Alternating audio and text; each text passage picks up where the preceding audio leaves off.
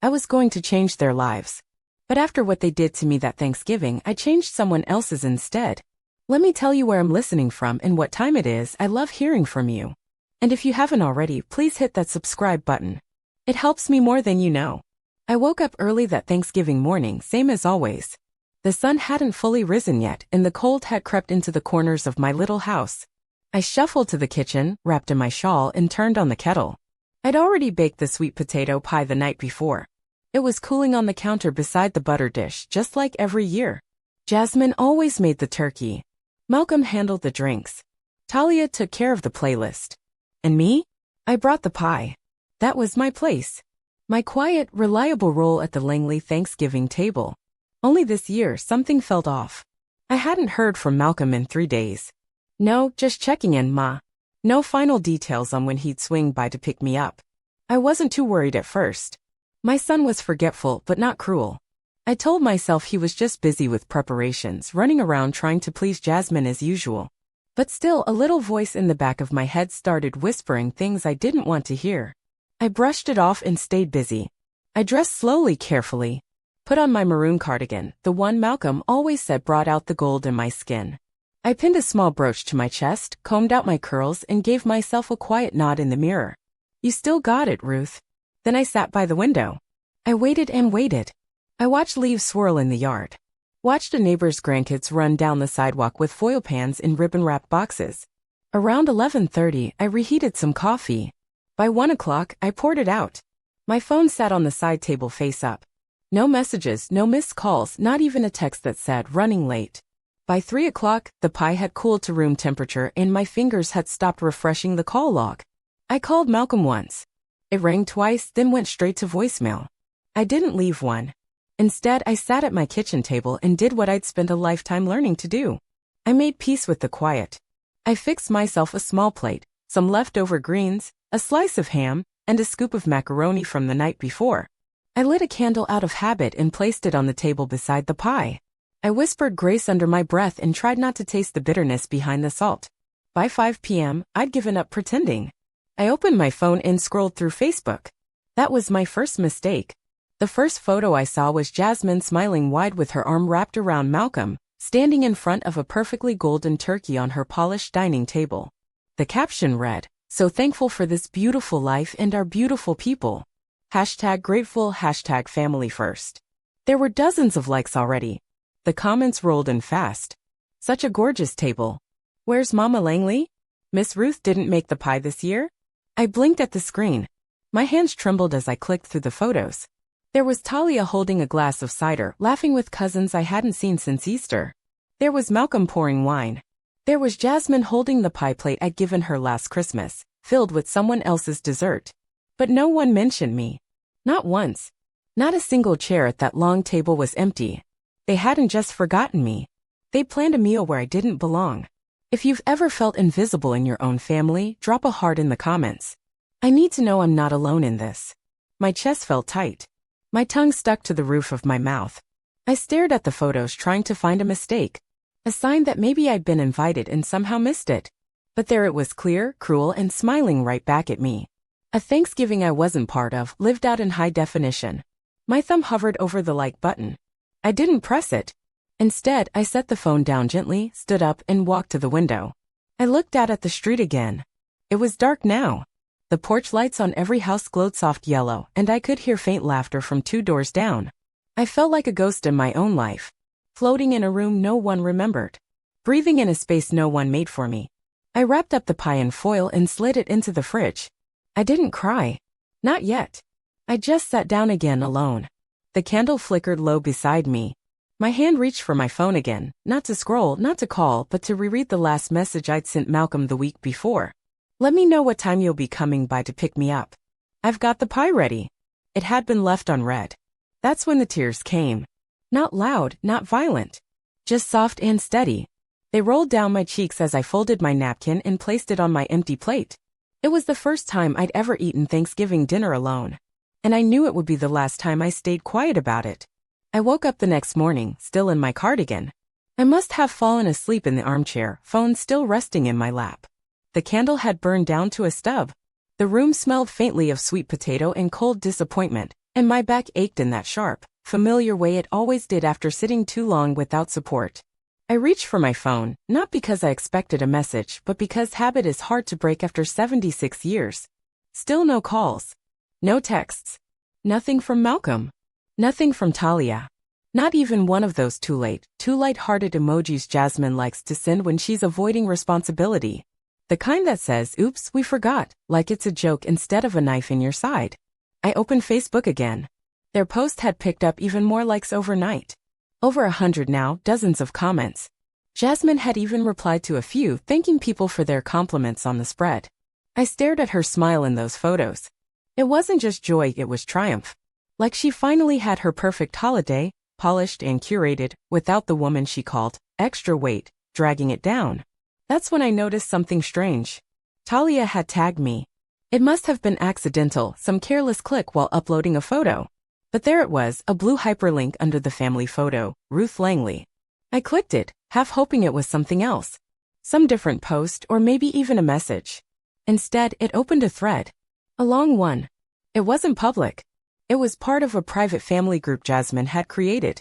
I'd never been at it before. Apparently, Talia's tag had triggered something that gave me temporary access. And in that moment, whether by grace, accident, or divine timing, I saw everything. The thread started 2 weeks before Thanksgiving.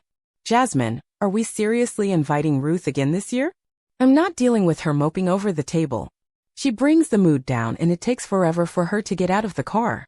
Malcolm, she's my mom, Jasmine, and I'm your wife. Pick a struggle. Talia, no reply. Another message from Jasmine, let's just keep it between us this year. She won't make a fuss. Tell her dinner's canceled or something. She'll stay home and do her little prayer thing. Post a pic of the pie if she asks. Malcolm replied with a thumbs up emoji. That was the one that hurt the most. Not the insults. Not even the exclusion. It was that little yellow icon. Lazy, silent, and complicit. There were more messages. Jokes about me falling asleep at the table last year. Complaints about my stories. Jasmine wrote that she can't stand the smell of Vicks and dusty perfume. Malcolm laughed. Talia? She didn't say a word. No defense, no protest. Just liked a comment here and there and sent a gif of someone rolling their eyes when Jasmine said I was ruining the aesthetic. I sat in silence as I read. Each message was like a paper cut, shallow on its own, but together they bled. It wasn't just that they didn't invite me. It was that they didn't want me there. They planned a family holiday and intentionally cut out the woman who raised it all. The woman who paid for Malcolm's college when his father died. The woman who took out a loan to help Jasmine start her little bakery. The woman who walked Talia to the bus every day in elementary school when Jasmine was too busy. If you think family should stick by you no matter what, write loyalty in the comments. If you think I deserved what I got, write move on, but be honest with yourself. I looked around my living room. There were framed photos on every wall. Photos of their birthdays, their graduations, their baby showers and holidays, all with me in the background, smiling, cooking, holding someone's child, offering someone a glass. I wasn't the centerpiece. I was the support beam. And now they'd torn me out of the foundation like I was a weed. That night, I opened the small safe in my bedroom. Inside was a sealed envelope labeled Christmas. I had written it by hand 2 months earlier. Inside was a letter to Malcolm and Talia, along with a notarized copy of my original will. This was my surprise. My plan. After years of pinching pennies, saving birthday checks instead of cashing them, and quietly selling off jewelry I never wore, I had amassed more than they suspected. My house was paid off. My retirement accounts were healthy. I'd even invested in a few bonds my cousin's boy had recommended years ago. It wasn't generational wealth, but it was enough to change their lives. I planned to give them everything. To leave Malcolm the house. To set up a trust for Talia's education. Even Jasmine, God help me, I had written her into the document for a portion of the savings. I thought maybe it would soften her over time, make her feel included. But now I knew better. I placed the envelope on the table. I stared at it for a long time. Then I took a pair of scissors from the drawer and cut it down the middle. Right through the word Langley. I wasn't angry. Not yet. I was clear. I picked up the phone and called Michelle Carter. She answered on the second ring. Miss Ruth? Happy Thanksgiving. Wait, is everything all right? I need to rewrite my will, I said. There was a pause. Tonight? She asked. Tonight. Okay, she said calmly. I'll come to you first thing in the morning. I sat back in my chair and stared at the pieces of the envelope scattered across the table. It felt good. Not because I was being petty, because I was finally done pretending that loyalty should be unconditional. They could have had everything. Now they were going to see what it meant to have nothing. Michelle arrived the next morning exactly at 9 a.m. sharp. She always was punctual, that one. Back when she was just a teenager, she used to volunteer at the community center on weekends while other kids were sleeping in. Now here she was, a full-grown woman with a law degree, walking into my home with a briefcase and an expression I can only describe as fierce compassion. I brought coffee, she said, handing me a cup. Thought you might need it more than me. I smiled, even though I hadn't slept much. We sat at the kitchen table, the same table where I once taught Malcolm how to write cursive, where I bandaged his knee after he fell off his bike, where I took calls late into the night after his father passed away. The same table they had all forgotten. Michelle opened her case and pulled out a blank copy of my will. You're sure? She asked, her voice gentle. I looked her dead in the eye. I was going to change their lives. Now I'm going to protect someone else's. She nodded and didn't press further. We went over everything. Line by line, I struck through Malcolm's name. Removed Jasmine entirely. Talia, I hesitated on her name for a second, but she'd stayed silent when it mattered most. She lost her place too. In their place, I named the Haven House Shelter, a local nonprofit that provided housing and education support to elderly women left behind by their families. I'd been quietly donating to them for years. Now I was giving them everything. The house, the bonds, the savings. All of it. Michelle had brought the necessary witnesses, my neighbor Eloise and the young postal clerk from down the road.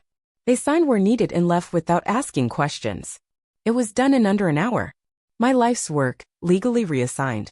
I felt lighter afterward. Not happy, not vindicated. Just unburdened. Michelle reached for her coat. What will you do now? She asked. I looked down at my folded hands. I think I'll tell the truth. That evening, I opened Facebook again. The post was still there. Jasmine smiling beside my son.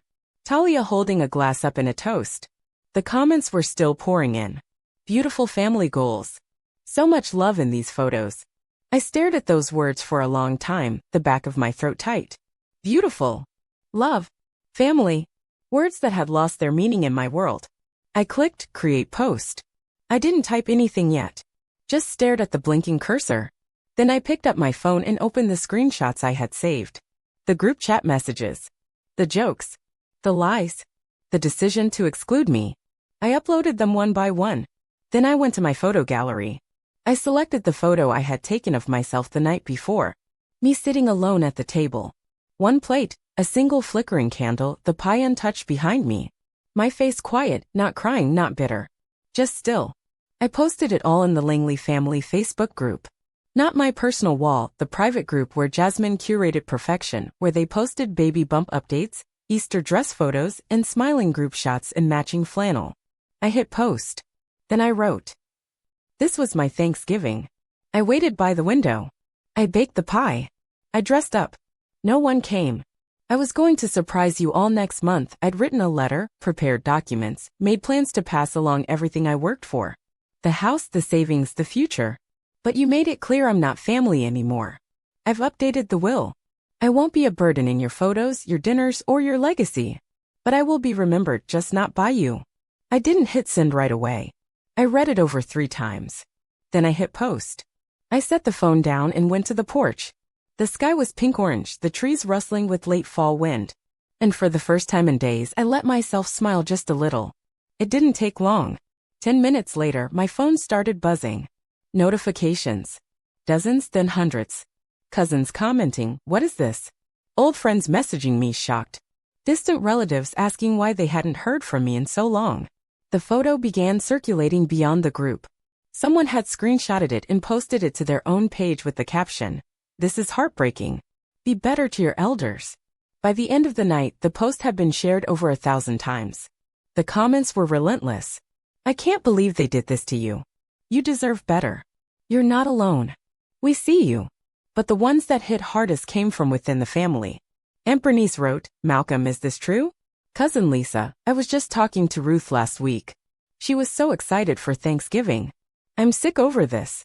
And then there was one from Malcolm himself. "This wasn't how it looks." There's a lot going on. Please can we talk privately? I didn't reply. Because the truth wasn't private anymore. They posted their Thanksgiving. I posted mine. And now the world could see the difference. Share this with someone who needs to hear that silence doesn't mean weakness. And let me know in the comments, have you ever had to choose between your dignity and your family's comfort? I want to hear your stories too. The next morning, I woke up to a phone that wouldn't stop buzzing. It was still early, not even 7 a.m., and the sun hadn't broken through the blinds yet. But my notifications had multiplied overnight. My fingers trembled slightly as I picked it up. I expected maybe a few more comments, maybe 1 or 2 friends checking in. I had no idea. The post had been shared nearly 3,000 times. I wasn't just viral within my family group anymore. It had spread. People I didn't know were reposting my picture, my story, my words. Some called me brave. Others called my family disgraceful. Women were writing from other states, other countries even, saying, "You spoke for all of us." The hashtags had taken on a life of their own. Hashtag forgotten on Thanksgiving, hashtag eldershame, hashtag IamRuth. And right in the middle of it all was my quiet little face at that lonely table, a single candle flickering beside a plate that hadn't been touched. That one image had done what 76 years of loyalty hadn't, made people see me. By midday, the Langley family Facebook group was chaos. Dozens of new posts flooded in from extended cousins and distant relatives who had either seen the post firsthand or heard about it through the grapevine. Aunt Bernice posted a long, blistering note. "I'm ashamed. Ruth is my sister-in-law and one of the most dignified women I know. To exclude her like this on a day meant for gratitude is vile. I raised Malcolm better than this. Jasmine, I don't know you well, but I know what this says about you." Jasmine tried to reply, of course she did. She wrote something like, "There's always 2 sides. We didn't mean for things to be hurtful." Thanksgiving was very hectic this year, and communication got lost in the shuffle. I almost laughed. Lost in the shuffle. That's what she called it. Like forgetting to pick up napkins or overcooking the stuffing, not deliberately excluding the matriarch of the family while mocking her in a group chat. But she wasn't prepared for what came next. Talia commented. Not just a like, not just sorry grandma. No, she posted a full paragraph. I was wrong. I saw the messages. I didn't say anything. I thought staying quiet was better than making things worse. But silence is a choice too, and I made the wrong one. I'm sorry, Grandma. I really truly am. I read it 3 times. It didn't undo anything, but it said more than Malcolm had. Speaking of Malcolm, he called twice. I let the first one go to voicemail, then the second. By the third, I finally picked up. Not out of curiosity, but because I wanted to hear how far he'd fallen in the span of 48 hours. His voice was low tight. "Ma," he said. "What are you doing?" I replied, "Eating lunch." He sighed. "You know what I mean." I didn't answer. Look, it got out of hand. The post. People are sharing it everywhere. I've got coworkers asking me what happened. Jasmine's crying. Talia won't even come out of her room. You've made your point, okay? My voice stayed steady. No, I said. My point wasn't just for you. It was for everyone who thinks people like me won't speak up. People are turning on us. They should. He didn't respond. So I gave him the one truth he hadn't heard yet. I was going to leave you everything, Malcolm. The house, the accounts, the savings. I had the letter ready sealed with your name on it. He stammered. Wait, what? I changed it. The night I ate alone. I called Michelle. Signed it all over to Haven House. Ma, come on. I raised my voice slightly, just enough to stop him. I was alone. Not because I forgot to reach out, but because my own child told his wife I ruined the aesthetic. You left me out like a stain on your carpet and now you want to clean it up with guilt? No, sir. I'm not your shame sponge. He was quiet for a long time. Then he whispered, You really gave it all away? Yes. He hung up. No goodbye. Just silence. And that silence, that was the sound of everything shifting. By the end of the week, I had 5 invitations from local news outlets asking for interviews. I declined them all. I didn't need cameras or microphones. I had already said what I needed to say. Instead, I went down to Haven House and handed them the first formal check from the new trust. The executive director, a woman named Carla, hugged me so tight I thought I might break. You don't know how many women this is going to help, she said. I smiled.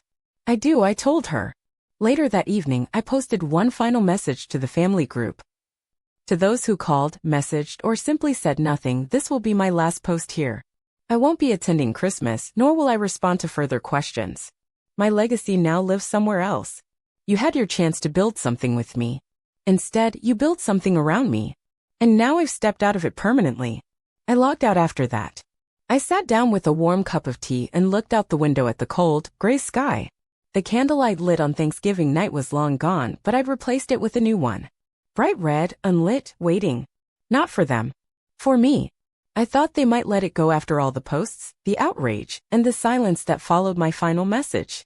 I assumed they'd stay quiet, that Malcolm and Jasmine would retreat, lick their wounds in private, and let the embarrassment pass like a storm they didn't want to admit they caused. But they didn't. That following weekend, I heard a knock on the door. Not soft, not tentative, a hard, full-palm thung, like someone trying to shake an apology loose by force. I didn't move from the couch. Another knock. I peeked through the side window. It was Malcolm alone. No Jasmine, no Talia. He was holding something in his hand, looked like a plastic grocery bag. My guess, pie or leftover turkey. Some symbolic peace offering that had nothing to do with remorse and everything to do with image. I didn't answer. He knocked again, this time calling my name. Ma, please. I stared at the door like it was a wall. I just want to talk, he said. I didn't move. He tried once more. Ma, come on. This is getting ridiculous. I almost laughed. Ridiculous? That word? The same one Jasmine used when I once told her I didn't want Talia wearing heels at age 10. The same tone Malcolm used when I asked if they'd come over for Easter and he said, "We're not doing holidays like that anymore." Now suddenly my silence was the problem. He left after 10 minutes. No note, no voicemail, no groceries left behind.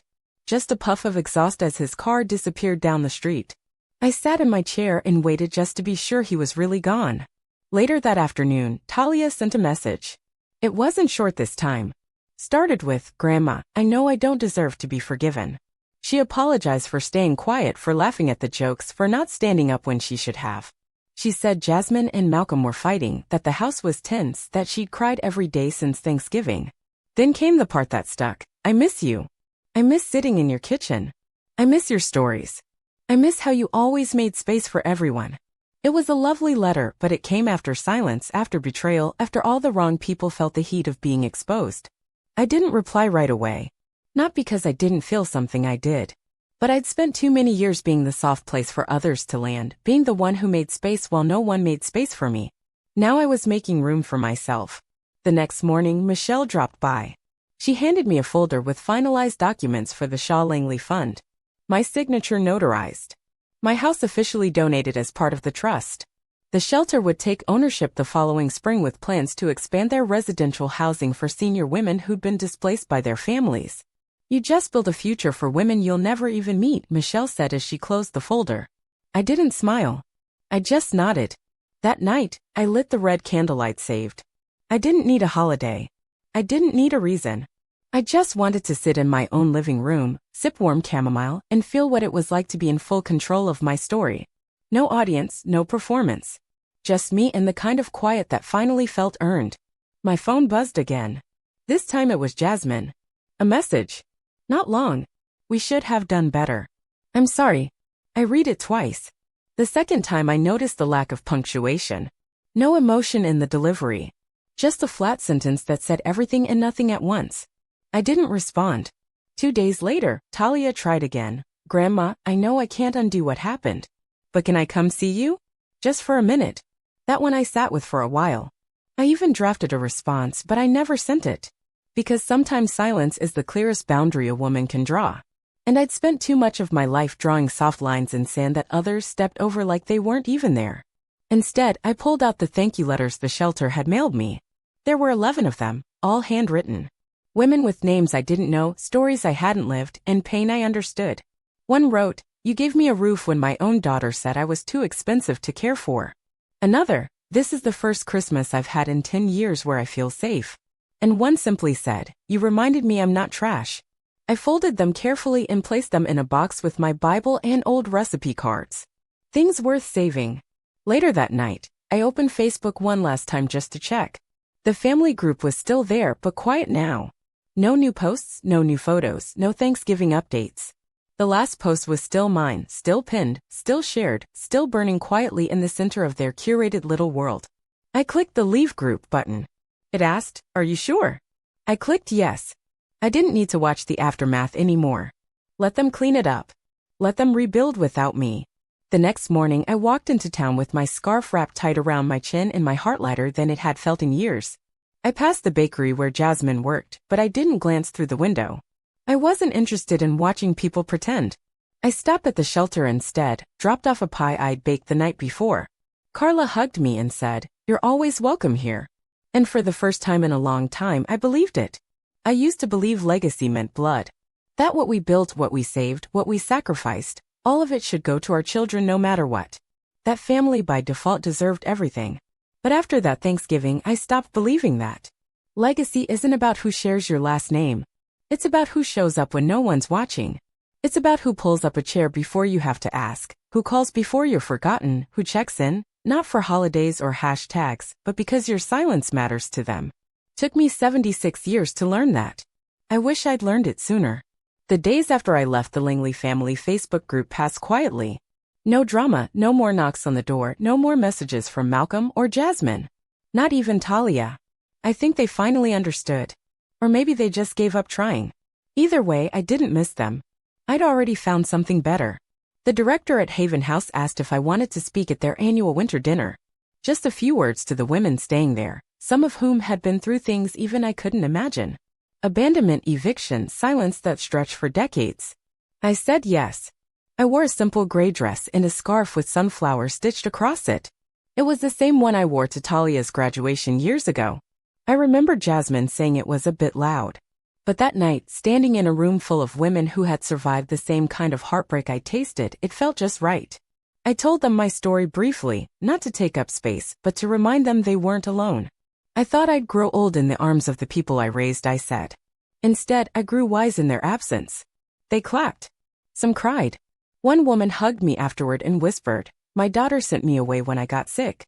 You helped me stop blaming myself." That hug meant more to me than any Christmas toast my family could have faked. Later that night, Carla showed me a room at the shelter they'd named in my honor. The Ruth Room, a plaque read. A space for women to rest, reset, and feel safe, especially grandmothers who had nowhere to go. I stood in the doorway for a long time, my hand over my chest. I had given them the house I once planned to leave to my son. And for the first time in my life, I felt like it had gone exactly where it belonged. I posted one last photo online, not to the family group, of course. That bridge was long burned. I posted it to my own wall. Just me standing beside the plaque. No caption, just the image. The people who understood, understood. And the ones who didn't weren't invited to ask. 2 weeks later, a card came in the mail. Handwritten. No return address. I recognized the handwriting right away. It was from Talia. She didn't beg. She didn't make excuses. She simply wrote, "I've been thinking about how long you kept showing up for us and how little we showed up for you. You didn't deserve what we did. I know it's too late to ask for forgiveness, but if you ever want to have tea, just tea, no promises, I'll be there. Love, Talia." I folded the letter slowly and placed it in a drawer. I didn't write back. Maybe one day I will, but I needed her to sit with the silence. To taste it the same way I had when they left me by the window, pie in the fridge, cardigan on, waiting for a car that never came. Redemption takes time and effort and loss. I'm not bitter. I'm just done being the one who always does the reaching. Christmas came. I spent it at the shelter, just like I said I would. We had a little tree, some carols, a warm dinner, and enough laughter to fill the rooms with something that felt like family. The good kind. The kind that doesn't ask you to shrink. I brought my pie again. This time it was eaten. Every last slice. As the evening wound down, I sat beside a woman named Myra who told me her son had left her at a bus station 3 years ago. Still don't know why, she said. He just said, "Wait here. I'll be back." And never came. She smiled as she told it, but her eyes stayed watery. "I'm sorry," I said. "I'm not," she replied. "I wouldn't have met these ladies if he hadn't." We raised our teacups in a quiet little toast. "To beginnings," I said. "To peace," she replied. When I got home that night, I looked around my living room. Same furniture, same old curtains, but everything felt new. The silence was mine now. Chosen, owned, peaceful. I curled up on the couch with a blanket and lit one last candle. This one gold, flickering softly on the coffee table. I didn't wait for anyone to call. I didn't refresh my phone. I didn't wonder what Jasmine or Malcolm or Talia were doing. I already knew they were looking backward. And I was finally beautifully done doing the same. Let them scroll. Let them explain. Let them wonder what they lost. If this story touched your heart, hit that like button and subscribe. Share it with someone who needs to remember that family isn't always blood. Sometimes it's the people who choose to see you when everyone else looks away. And drop a comment below. Let me know where you're listening from.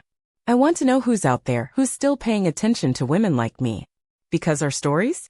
They deserve to be heard.